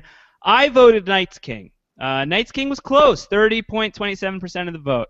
And I will say, DJ Sammy Slayer was really disappointed when he got the final results for this. He was really looking forward to singing I'm the Night's King to the tune of REM's Night Swimming. No. So we all missed out. We all missed out. That would have been really good. So are you surprised Ollie's not in the mix here? Only 6.8% of the vote on this one. He's not even a villain. He just sucks. He just sucks. He's just the Ollie that sucks. He's the Ollie that sucks. Yeah. So no one cares. What are you gonna do? But yeah, so congratulations to Ramsay Bolton. How are things going at his after party? I don't want to talk about it. Who was his date? It's like the leftovers of Miranda. Mm-hmm. It's like it's a bunch of Miranda goo in a jar. He's into it. He's into it. He likes it. Oh. He's kind of a Samantha. All right. Samantha would be into it. Are you surprised to see Ramsay take the top spot here? Slightly. I thought it would be the Night's King, but again, it's not. I'm not shocked.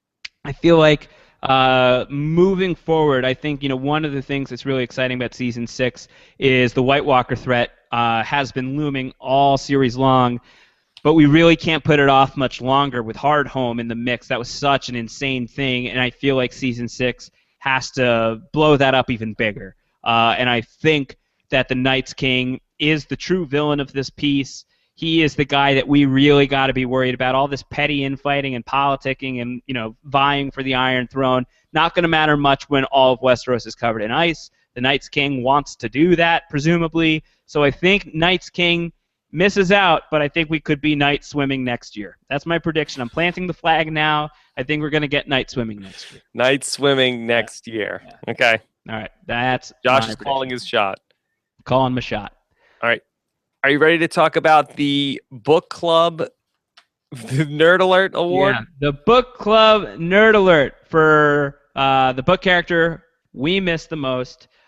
This is, not everybody's a book reader who listens to this, so if you want to tune out for 5 minutes or so, all is forgiven. But this is something we've had a really loyal group of people who've been listening to the Game of Thrones Book Club podcast that Terry Schwartz and I have been doing since season 4, that Antonio Mazzaro and Jessica Lee spectacularly subbed in for during the Hardhome episode. Book Club is one of my favorite things to do here on Post Show Recap, so we wanted to bring in a little bit of the Book Club flavor here for the Throners. Earmuffs for the next 2, 3, 4, 5 minutes.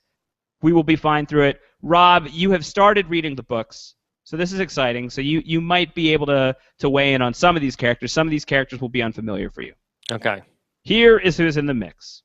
Ariane Martell, who is a princess of Dorne who is not on the show. Cold Hands, who is a dude north of the wall that helps out Bran Stark. The Greyjoy brothers. These are Balon Greyjoy's brothers, play a big role in the books. Jane Poole is the woman in the books who is taking the place of Arya on the show. Arya has taken her place on the show. John Connington, a very interesting character who appears in A Dance with Dragons, who is buddies with, back in the day, he was buddies with Rhaegar Targaryen. Lady Stoneheart, who is somebody who, I feel like at this point, many people have heard the legend of Lady Stoneheart. If not, no spoilers on that. Patchface, he's a jester, he's a court jester, he's a clown, he's a fool, he's kind of a dork. He is in service of Stannis Baratheon. Penny is a dwarf that Tyrion meets on his travels with Jorah. We have Quentin Martell, who is the son of Doran Martell in the books, who is not on the show. That's Tristan Martell on the show. We've got Strong Belwaz, who's basically my favorite character of all time, who is a eunuch who travels with Barristan the Bold and hangs out with Daenerys Targaryen, and he eats locusts, and he fights people, and he takes dumps on their bodies when he is done fighting them, and he carves a notch into himself when he lets people strike him in battle, and then he goes into crazy mode, so he's proud of his scars. Strong Belwaz is the best. Wyman Manderley is also really cool. He is a northerner who has not appeared on the show. Young Griff, I have in quotes. It's possible that we could get a young Griff on the show, so I won't elaborate too much. And then the final option for people who were just voting through and didn't know what to do. I just said, vote for Strong Belwaz if you don't know who these people are. The Strong Belwaz is the best. Okay. So that's what we've got. Who do you think is, in your limited book knowledge, you've gone through 3 books at this point, Rob. Do you have any favorites here? Well, I do feel like the final option to vote for is Strong Belwaz if you don't know who these people are. I feel like that's going to put him over the edge. Yeah, it's kind of cheating. But I'm organizing the Throners, and I'm allowed to do this. Yeah.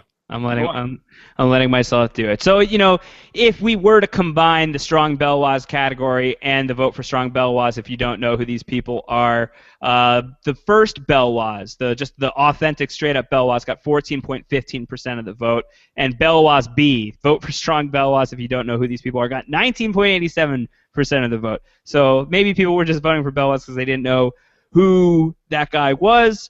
But here's who authentically won on their own steam. Hit it, Sam. In the tune of Reek's Zombie, or Ramsey's Zombie. Let's hear it. New lyrics. Here we go.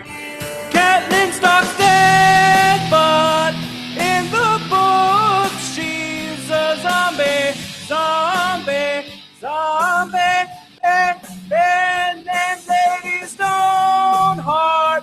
Lady Stoneheart's a zombie, zombie. Spoiler alert, alert, alert, alert. I should have put the spoiler alert in the front, but it's in the back. Yeah. Spoiler alert in the back, party in the front, spoiler alert in the back. Lady Stoneheart wins on her own steam. Congratulations, Lady Stoneheart. I don't think we'll ever see her on the show. We've been waiting seasons for it. I think her time has passed. Oh, man. I don't think we're getting it. Yeah. I did see there was some buzz that people thought maybe she was going to come into the season finale this season. Yeah, in Mother's Mercy, but nope.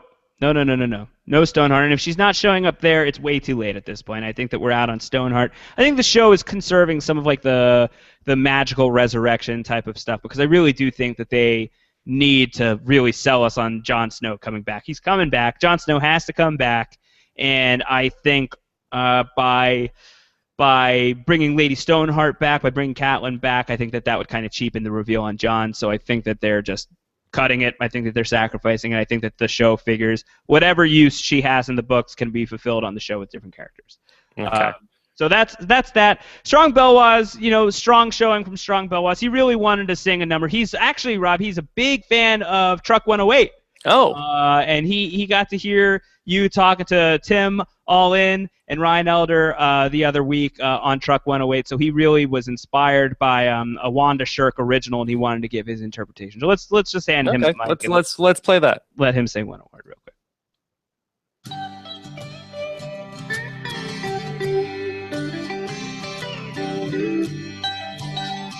What an intro.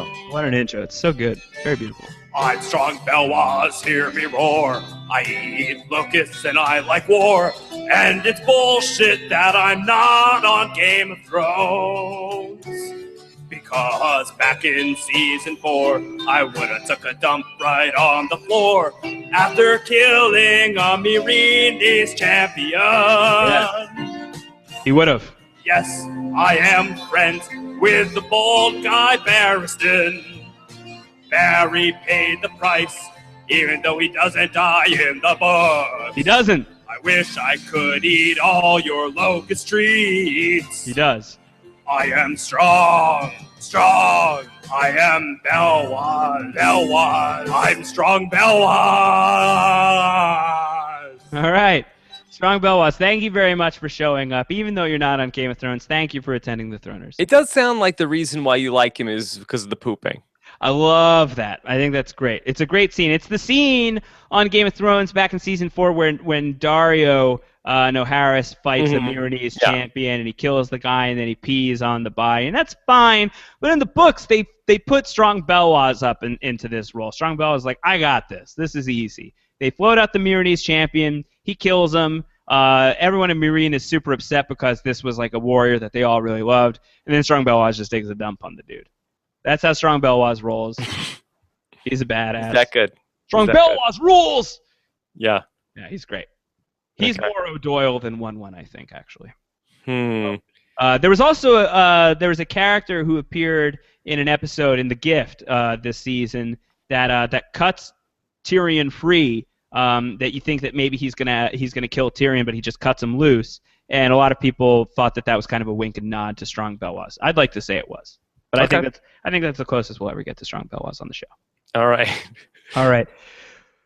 Elitist, this is from our Philly. Elitist jerk book fans here at the Throners are shocked and dismayed by Strong Belwas' loss. Locusts are being thrown everywhere. Don't eat the locusts. The locusts are poisoned. Oh no! Poisoned. Don't eat them. Are they from Dorne? They are from Meereen. Oh my god. But maybe the sand snakes got into the stash. Yeah. I could see it. Okay. I could see it. Also, but our Philly is tapped in. He really has a good sense of what's going on. It says Ramsay Bolton is now taunting Stannis for defeating him for the second time this year while accepting his award. Things are getting tense at the Throners. Yeah, and Stannis is just grinding his teeth into sawdust at this point. Oh man. What a tough couple of months here for Stannis. It's okay. You know, can't say he didn't bring it on himself. All right, let's start bringing this thing home. Hard home. Let's start bringing this thing hard home. Let us go to the penultimate award of the evening. The Winter Come Sooner Award for Season 6 storyline you're most excited to see.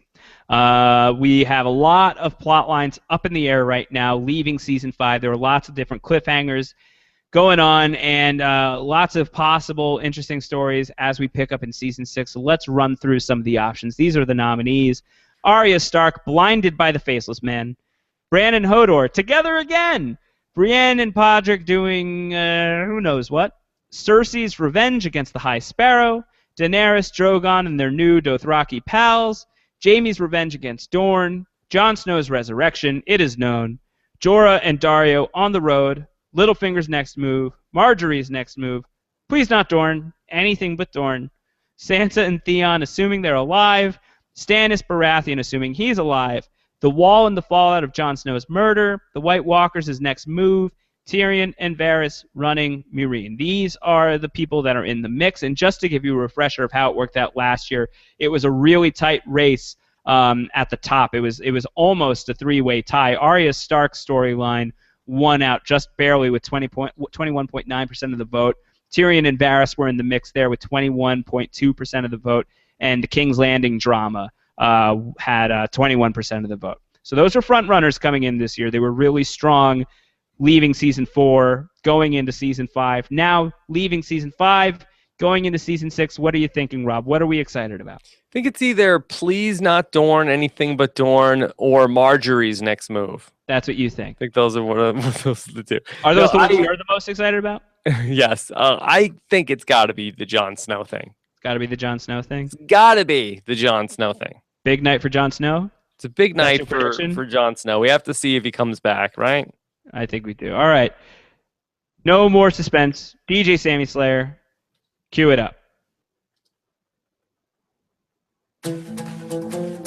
Whoa.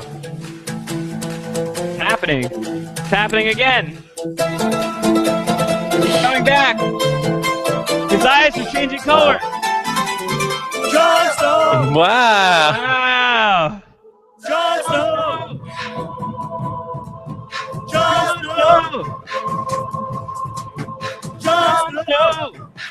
Snow Dog Millionaire. No Dog Millionaire. Wow, Jon Snow. Way, Jon Snow. Big throners for Jon Snow here. Big night. Big night for Jon Snow. Big night for Jon Snow. 38.75% of the vote here. Not even close. Once again, people are really hoping for Jon Snow to come back.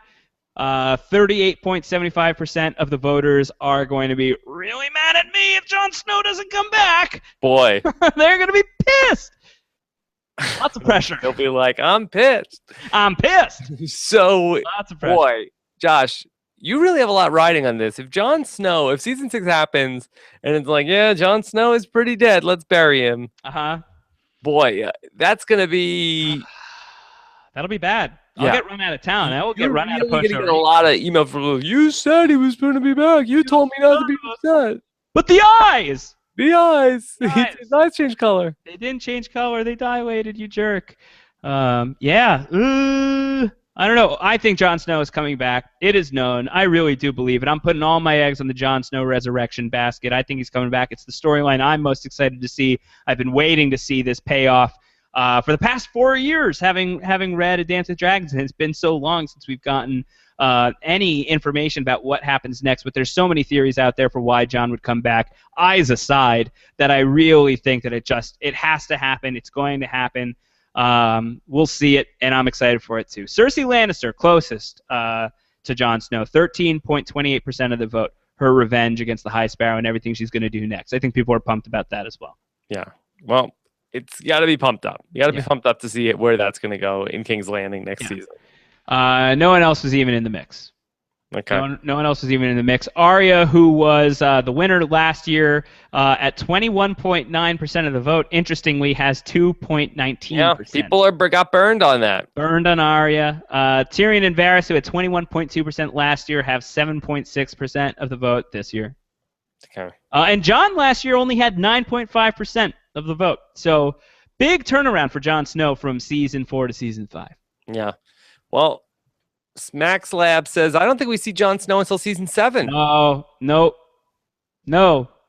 I think we're seeing him next season.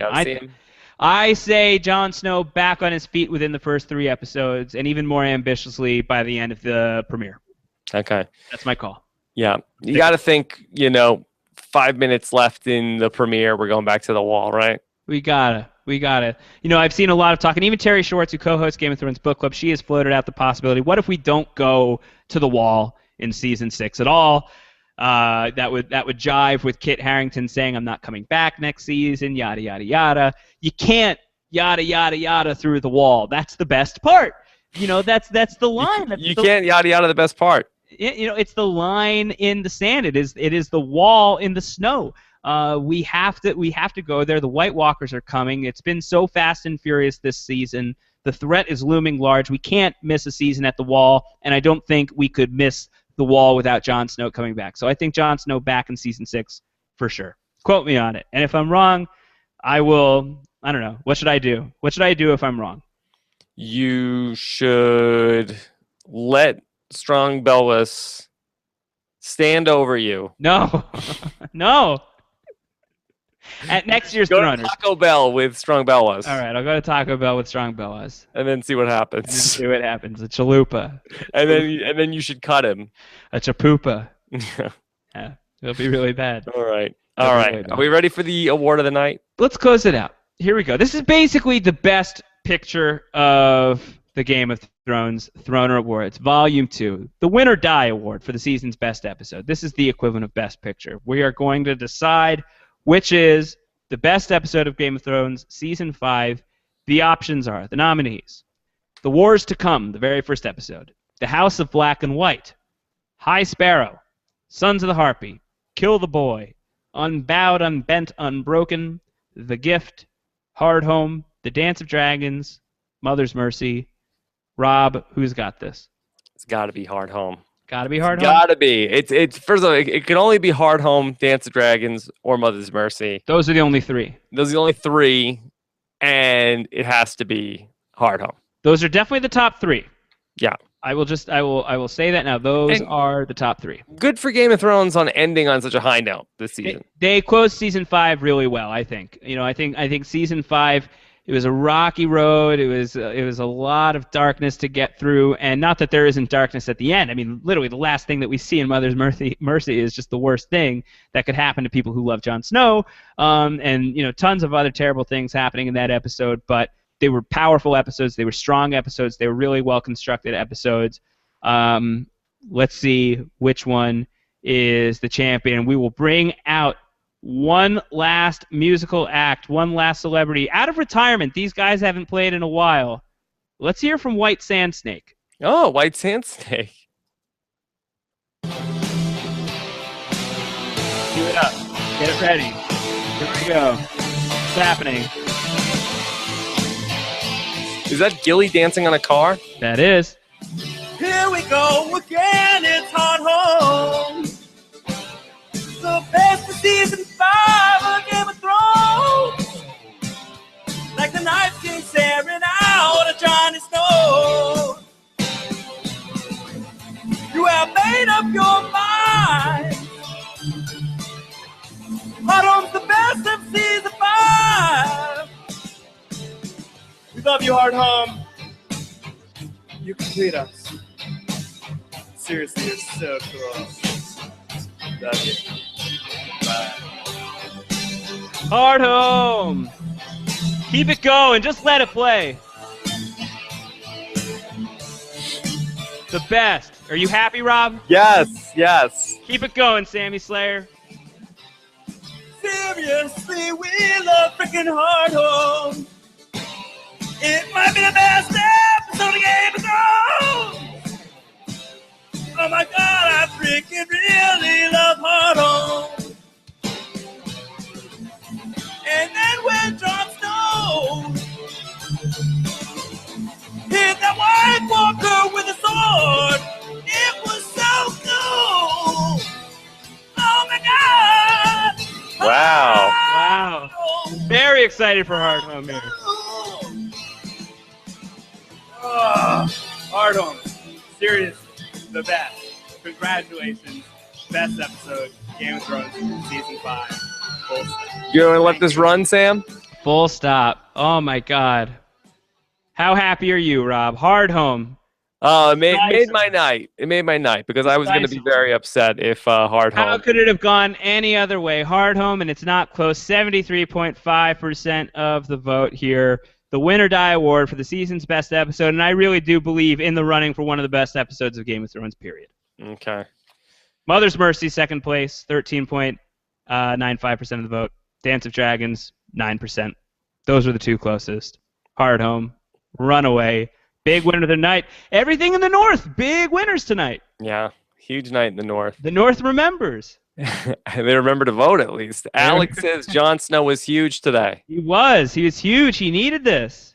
Yeah, great job by Jon Snow. Lots of fuel behind that Jon Snow fire. Boy, our Philly is really tapped in here, Josh. What did you see this about Ollie now? People are reporting seeing Ollie slink out the back with his date Sir Alistair while John's cold body was carried off the stage.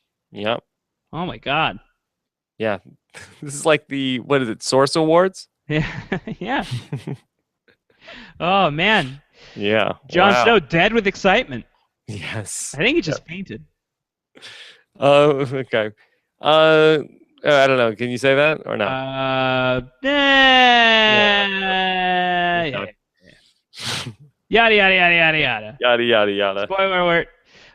No, Jon Snow coming back for sure, but in the meantime, if he does die, he had a badass episode in Hard Home. And Hard Home, not only a great episode because of the big battle at Hard Home, but the great scenes with Dany and Tyrion, the two of them kind of trading notes and family history, and a really long-awaited scene between those two characters. Lots of really good stuff in Hard Home. I think pretty definitively best episode of the season, and again, top episode of Game of Thrones. It's up there, really high up there. Well, what a Throners award this has been tonight.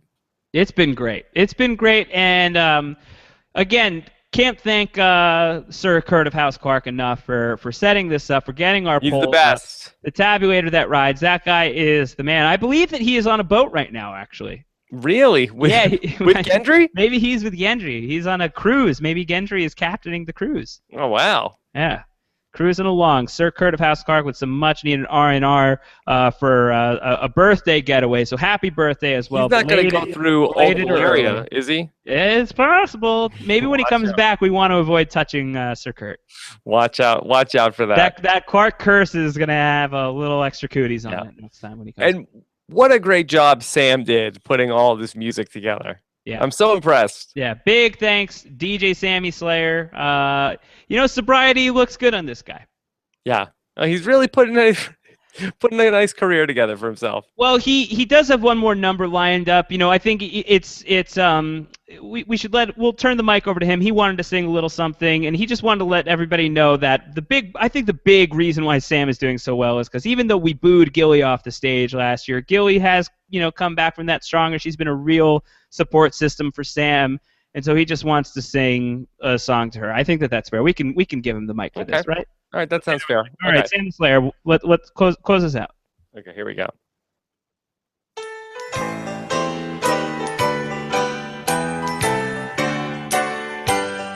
In a cabin up at Crosby, I met a girl who was so fine.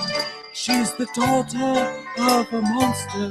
Her name's Gilly, and oh my Gilly, oh my Gilly, oh my Gilly, oh my, I'll protect you and little Samuel down in Old Town.